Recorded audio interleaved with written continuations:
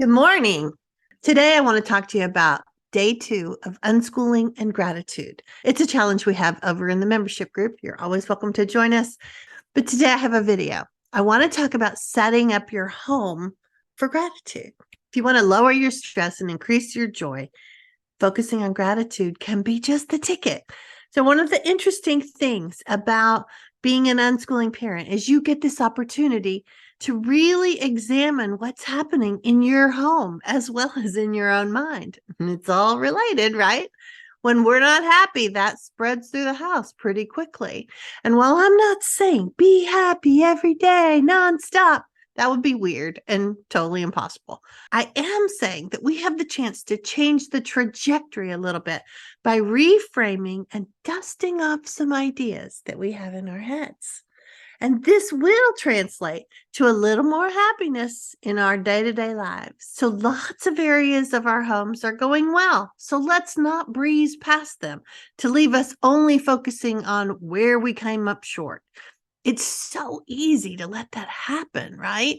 With the never-ending laundry and meals and life challenges. And if you're like me, you simply get distracted by those things and forget to notice what's going right and what I really want you to pause and be grateful for. So let's do something about that. What would make good reminders in your home?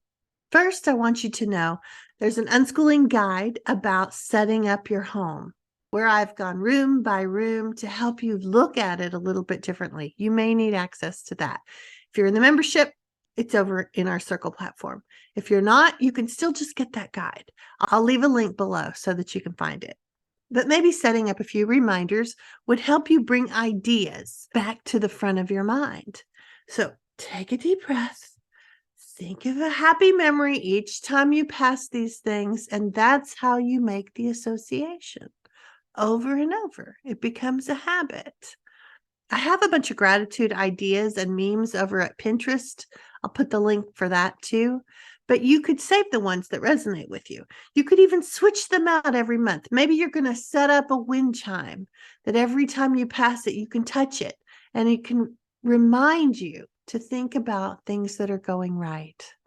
Maybe you have screensavers that you could put on your phone. I have a whole bunch of memes over at Pinterest that you could go ahead and download so that you could copy and have on your phone so it could pop up and remind you, oh yeah, be grateful. Oh yeah, a little thankfulness would be a good idea. Oh yeah, let's focus on what's going right. Maybe printed cards or notes could be placed on a mirror in the bathroom.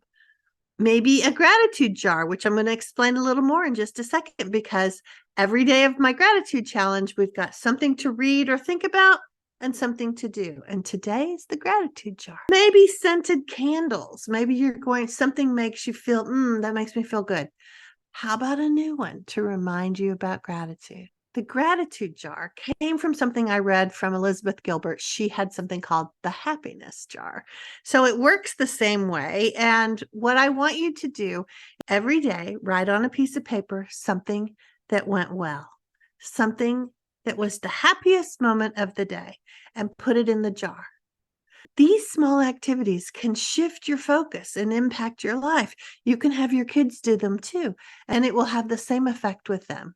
Even on bad days, look for something good to add to your jar. It's going to seem insignificant, but it's going to add up. Then at the end of the year, at the end of the month, whatever you decide for how often you want to review it, it will keep you motivated. So easy, handy.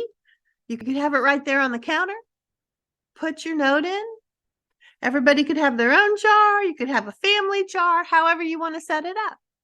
Now, because it's a jar, I mean, you could do it in anything, but if you did it with a jar, you would see it growing. You would see, oh, look, there's a lot of joy in that jar. It's actually piling up right before your eyes. This helps you strengthen that muscle that helps you see the good things that are occurring. Think of them as little gifts in your life. Grace, maybe, right? They're there. We just have to notice them.